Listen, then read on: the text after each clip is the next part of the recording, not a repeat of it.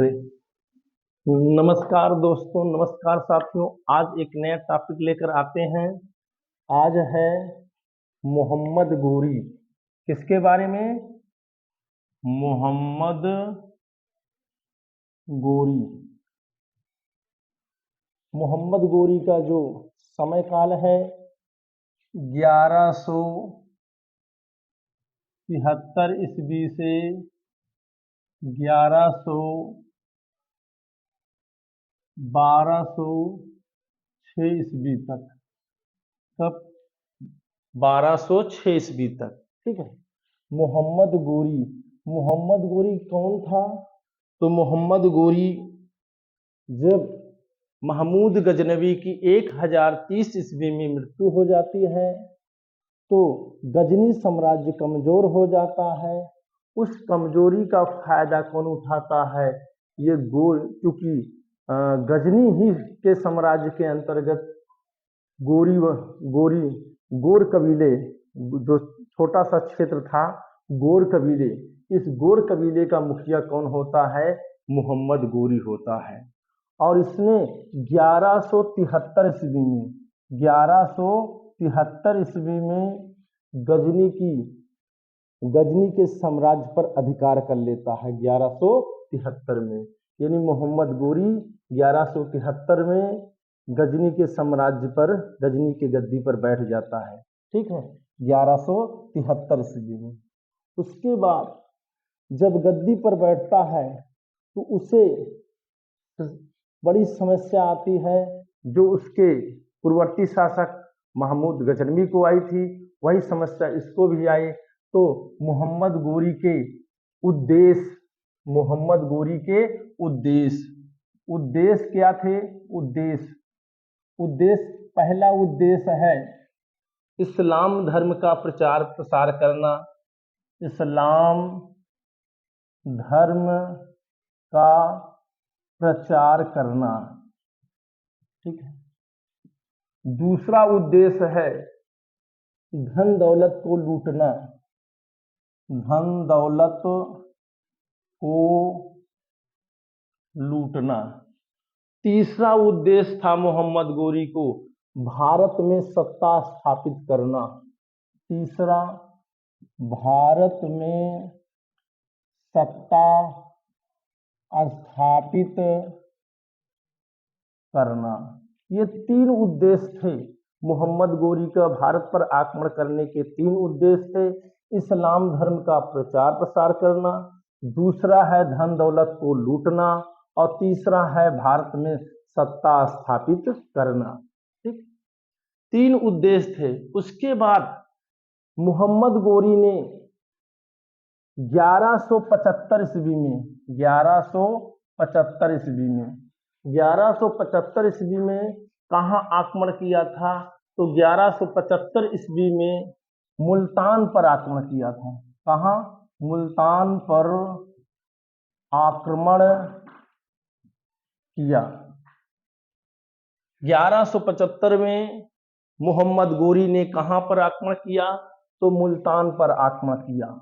उस समय मुल्तान पर करमाथी मुस्लिम शासकों का शासन था। उनको पराजित करके उन पर अधिकार कर लिया। उसके बाद मोहम्मद गोरी ने कहाँ पर आक्रमण किया? तो 1178 ईस्वी में 1178 ईस्वी में मोहम्मद गोरी ने कहाँ आक्रमण किया? पाटन पर आक्रमण किया। पाटन, कहाँ पर? पाटन। पाटन कहाँ पड़ता है? गुजरात पर आक्रमण किया। उस समय गुजरात का शासक कौन था? तो उस समय गुजरात का शासन था भीमद्वितीय या मूलराज द्वितीय था। ठीक है, भीमद्वितीय या मूलराज द्वितीय था। और भीमद्वितीय और मूलराज द्वितीय अल्पवयस्क था। और इसकी माता नायिका देवी, जो एक योग्य महिला थी और एक योग्य शासका थी, और नायिका देवी और भीमद्वितीय ने मिलकर मोहम्मद गोरी को पराजित कर दिया। जब पराजित कर दिया तो मोहम्मद गोरी को बंदी बना लिया गया। मोहम्मद गोरी को बंदी बना लिया गया और जैसा कि कहा जाता है, बंदी बना करके कैद खाने में डाल दिया जाता है। कैद खाने में डाल दिया जाता है तो जैसे भारत की संस्कृति है कि अपने दुश्मनों को भी माफ कर देना, तो अपने दुश्मनों को भी माफ कर देना। कुछ समय बाद मोहम्मद गोरी को क्या होता है, छोड़ दिया जाता है। मोहम्मद गोरी को छोड़ दिया जाता है और बड़े निराशा मन से वह गजनी चला जाता है। परंतु हार न मानना मोहम्मद गोरी के जेहन में था कि हम एक बार जरूर हिंदुस्तान की फतह करेंगे। तो फिर उसके बाद 1178 के बाद कहां पर अब की बार कहां आक्रमण करता है, 1179 ईस्वी में कहां पर आक्रमण करता है, पेशावर पर आक्रमण करता है। कहां पर आक्रमण करता है, पेशावर पर आक्रमण करता है। 1179 में मोहम्मद गोरी पेशावर पर आक्रमण करता है और उसके बाद पेशावर को जीत लेता है। उसके बाद 1185 ईस्वी में सियालकोट को जीत लेता है। किसको जीत लेता है, सियालकोट को जीत लेता है। सियालकोट सियालकोट सियालकोट को जीत लेता है 1185 में मोहम्मद गोरी। उसके बाद 1186 ईस्वी में 1186 ईस्वी में किसको जीत लेता है, लाहौर को जीत लेता है। लाहौर को जीत लेता है। लाहौर को जीत लेता है। जीत लेता है, ठीक। 1186 में लाहौर को जीत लेता है। उसके बाद 1186 में ही संपूर्ण पंजाब को जीत लेता है।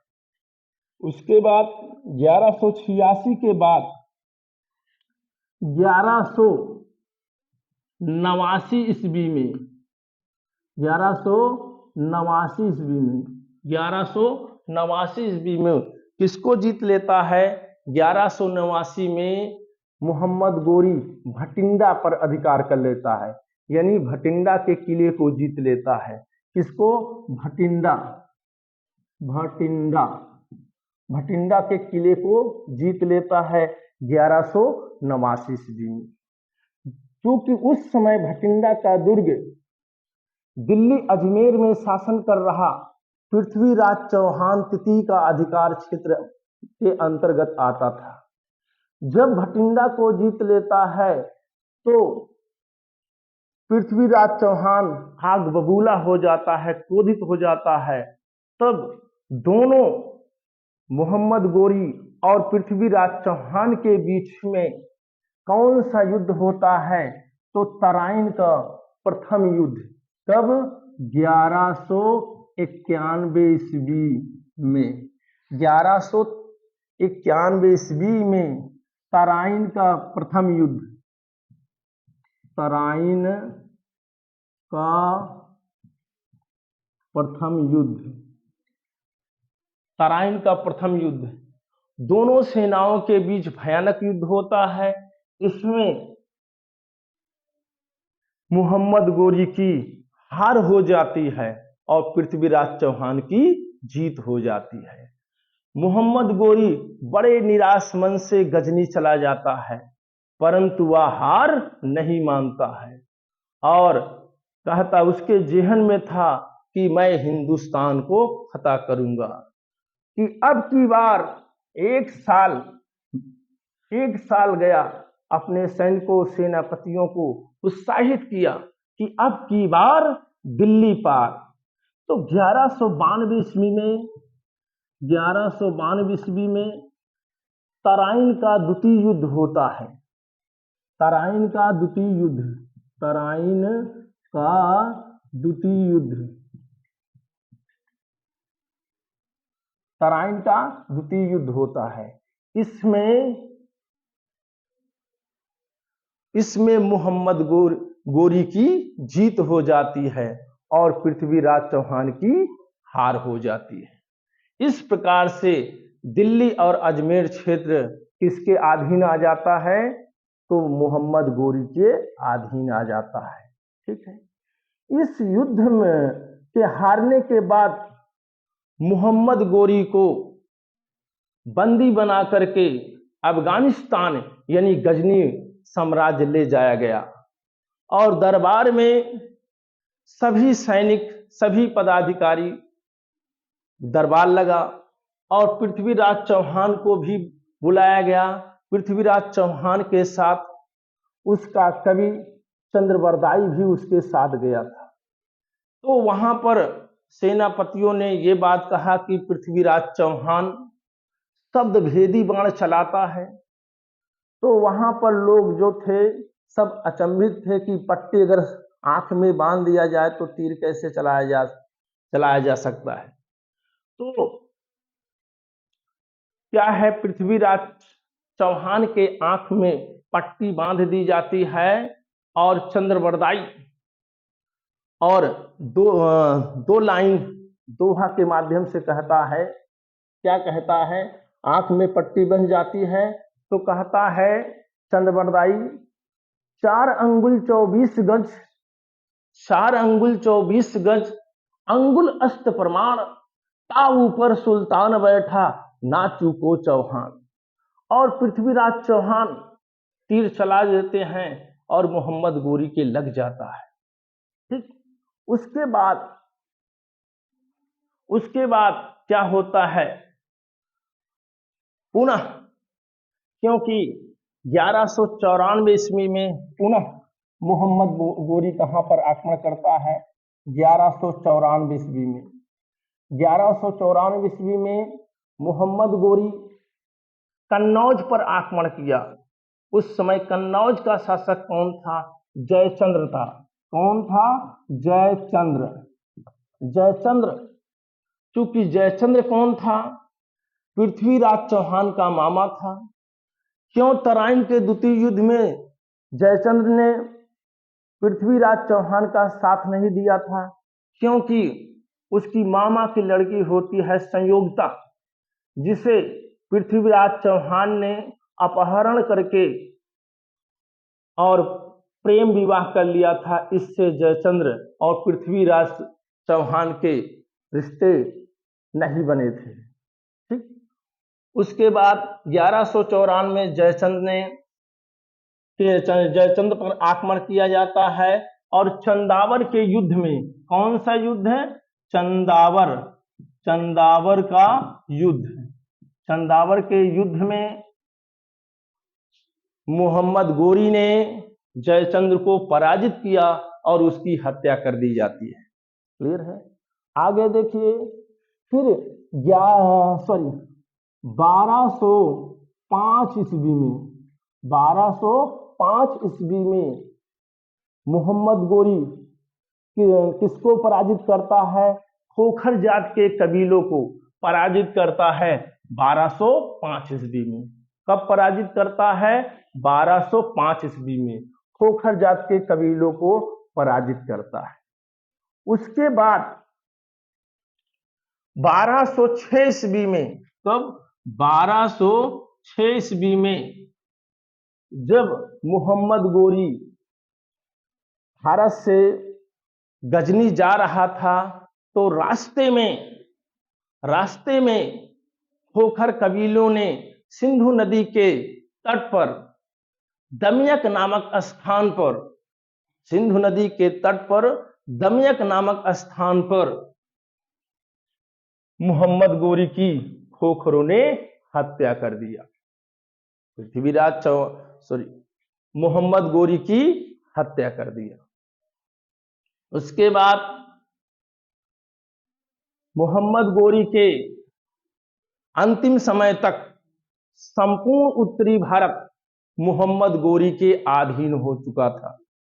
उसके बाद उसके प्रमुख जो सेना नायक होते हैं, पहला कुतुबुद्दीन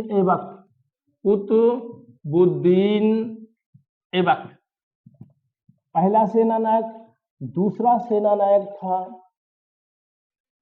यल्दाउज, यल्दाउज। तीसरा है नसीरुद्दीन, नसीरुद्दीन कुवाचा, नसीरुद्दीन कुवाचा।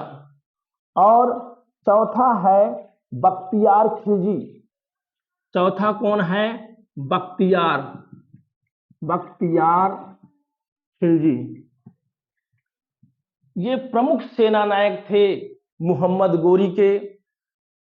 तो बख्तियार खिलजी ने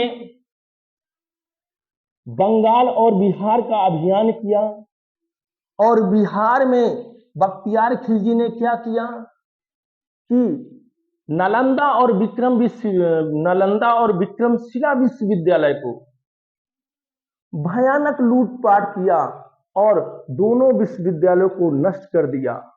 और उसकी जो पुस्तकालय थी उसमें बख्तियार खिलजी ने आग लगा दिया, और ये पुस्तकालय जो पुस्तकें थी 6 महीने तक जलती रही, 6 महीने तक जलती रही। उसके बाद बख्तियार खिलजी ने कहाँ अभियान किया? बंगाल का अभियान किया। बंगाल का उस समय शासक कौन था?